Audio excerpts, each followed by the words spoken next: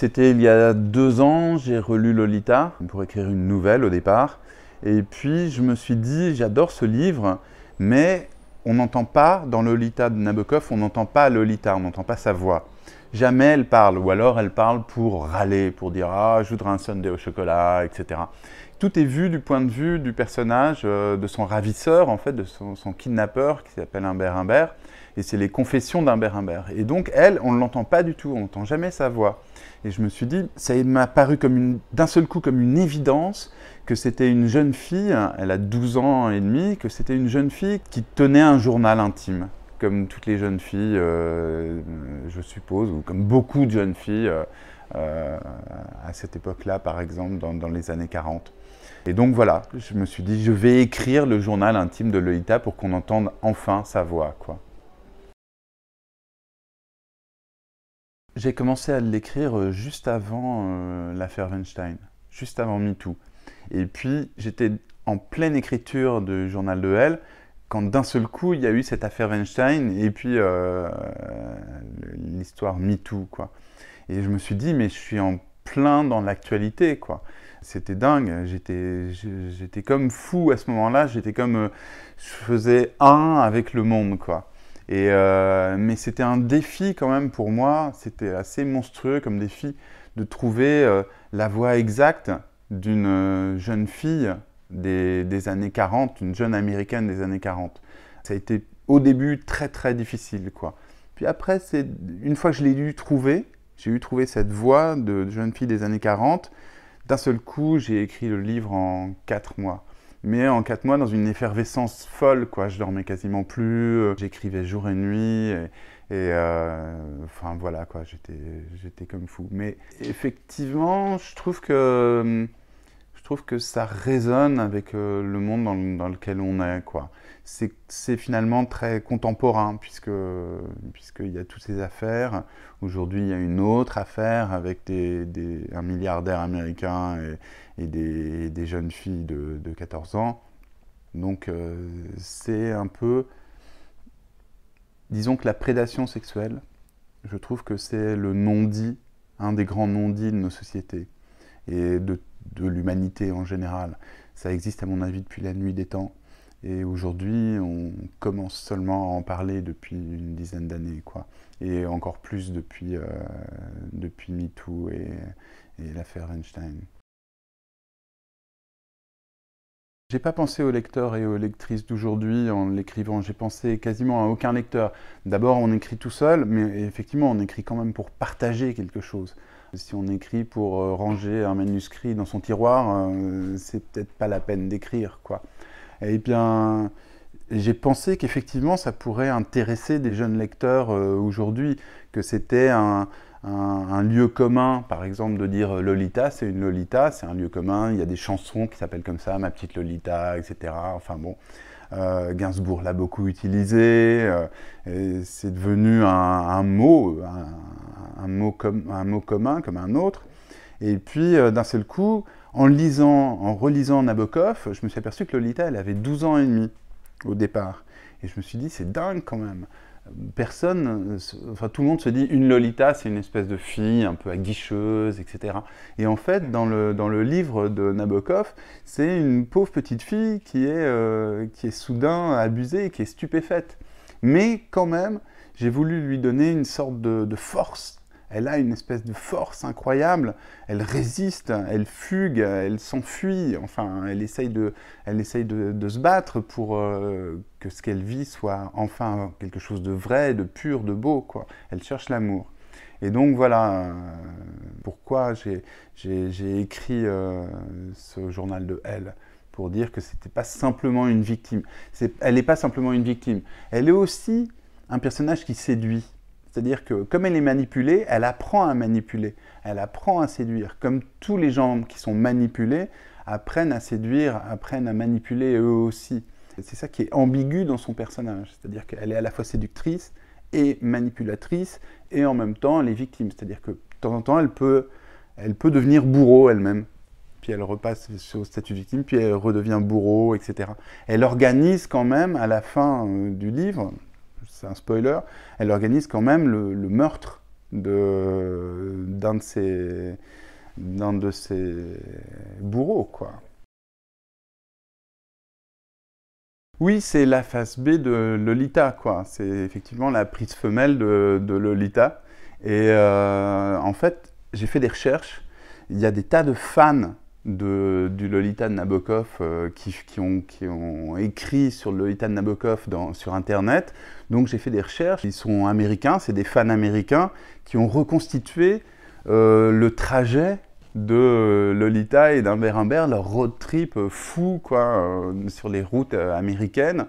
Et moi, je suis pas à pas le roman de Nabokov, en m'aidant aussi de toutes ces recherches que j'ai faites avec tous ces fans de Lolita, quoi, qui recherchent ça, qui sont quasiment fous, qui ont cartographié le trajet de Lolita et d'Humbert Humbert.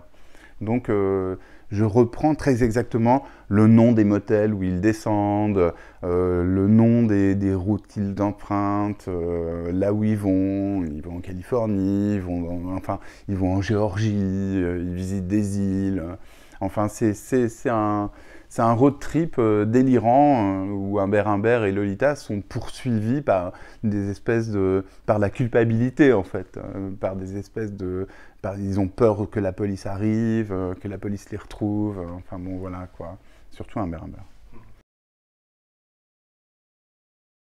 Je pense que j'avais une espèce de légitimité pour écrire cette phase B de Lolita. Parce que moi-même, j'ai été abusé quand j'étais petit. J'ai écrit un livre là-dessus qui s'appelle Il m'aimait. Et donc, je n'avais en fait qu'à transposer en version féminine ce que moi j'avais vécu et à m'insérer dans le moule du roman de Nabokov, quoi. Et effectivement, il y a une espèce soit de part de féminité en moi, soit juste du talent, on dira ça. Bon, pourquoi pas, hein. Oui, et pour décrire ce que c'était qu'une jeune fille qui subit ça, quoi, et puis qui essaye de s'en tirer, quoi. Parce que moi, dès le début, j'ai essayé de m'échapper, de m'évader. Et j'ai imaginé que Lolita essayait de s'échapper, de s'évader, et elle s'échappe d'ailleurs. Elle s'échappe, elle s'évade, elle est toujours reprise, etc., comme dans un mauvais film de zombies. Mais, mais elle s'échappe, quoi. En réalité, j'ai plus enlevé des choses qui étaient trop crues que de la difficulté à les écrire. En fait, par exemple, il y a une scène où Lolita demande à sortir, elle sort, elle fait du patin à roulettes, etc. avec des amis, et puis il y a Humbert Humbert qui vient la chercher à la fin et qui lui dit « il est l'heure de rentrer ». Et Lolita pense « oui, il est l'heure de ma pénétration vaginale ». Et donc, j'ai enlevé ça, j'ai enlevé « il est l'heure de ta pénétration vaginale ». Parce que c'était trop cru, trop fort, trop puissant et trop obscène en fait. Et j'ai remplacé par « il est l'heure d'aller se coucher, mais pas toute seule ». Et donc, j'ai plus retiré des choses qui étaient du domaine de la sexualité, etc., que rajouter. Et puis, bon, j'ai vécu dans un univers très féminin, j'ai grandi entouré de femmes, etc., et je pense qu'il y a quelque chose de ça qui reste en moi. Mais sur la sexualité féminine, j'en sais pas plus que n'importe quel homme. J'ai interrogé évidemment toutes mes copines, mes compagnes, etc. Mais ça reste quand même un mystère pour moi. Toutes vos compagnes? Oui. Actuelles ou... Oui, non. Mais je les ai interrogées au fil de ma vie, évidemment. Tu vois. Mais ça reste quand même assez mystérieux pour moi, la sexualité féminine. Je m'attends quand même à ce qu'il y ait des critiques un peu virulentes, à ce que les Nabokoviens purs et durs, par exemple, soient pas d'accord avec moi. Je m'attends à ce qu'on me dise aussi, peut-être, mais elle est trop séductrice, ou bon. Mais quand même, je connais bien le processus de l'abus sexuel et je sais comment ça marche. Je sais comment un enfant ou un adolescent réagit et on ne va pas me l'apprendre. Et personne ne va m'apprendre, me donner de leçons sur ce que c'est qu'être abusé, quoi. Et donc voilà, il n'y a pas de problème là-dessus, à mon avis. Mais bon, l'affaire Weinstein, l'affaire MeToo, effectivement, ça fait 2 ans.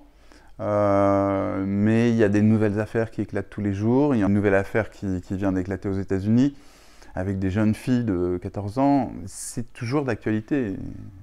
C'est ce que je dis. C'est vraiment un des grands non-dits des sociétés humaines, quoi. Mais bon, je m'attends quand même à ce que certaines critiques soient rudes. Et alors, c'est pas grave. Je sais ce que j'ai fait. Ouais, c'est un rebondissement. Oui, c'est un peu une histoire à rebondissement, l'histoire de ce manuscrit. C'est-à-dire qu'au départ, je finis d'écrire, et puis je l'envoie à mon éditeur chez Gallimard. Et puis mon éditeur chez Gallimard m'appelle quelques jours plus tard en me disant « J'allais t'écrire, non, finalement, on ne peut pas le prendre, c'est trop proche du roman de Nabokov. Donc, il m'en dit pas plus, je comprends pas bien pourquoi, parce que je me disais, c'est quand même un beau livre, un bon livre, je pense, quoi. J'ai pas écrit une merde, bon. Et puis je m'aperçois que effectivement Gallimard édite Nabokov et que les héritiers Nabokov sont pas des anges. Donc voilà, ils veulent pas avoir d'ennui avec les héritiers Nabokov. Puis je le donne à Grasset, qui était mon ancienne maison d'édition. Et à ce moment-là, Jean-Paul Enthoven, qui est au comité de lecture de chez Grasset, s'enthousiasme, bon, il trouve ça magnifique, puis il le présente au comité de lecture, et au comité de lecture, à une voix près, il est refusé. Et un des motifs, c'était que c'est obscène. Et donc moi je me suis dit, obscène, c'est pas mal, pourquoi pas. Et puis je rencontre un ami qui est auteur, qui s'appelle Johan Zarka dans la rue, et il me demande ce que je suis en train de faire, donc je lui dis j'ai écrit le journal de Lolita, et je lui envoie, et puis il se fait qu'en même temps il est auteur, mais je ne savais pas du tout, il est aussi éditeur, et c'est les éditions La Goutte d'Or, et il m'appelle le lendemain, tous en me disant on veut absolument te rencontrer et pour te persuader de signer avec nous. Et puis donc j'ai dit oui, parce que bon, donc je les rencontre dans un café et puis ils étaient tellement enthousiastes qu'à la fin je me suis dit bon, pourquoi pas.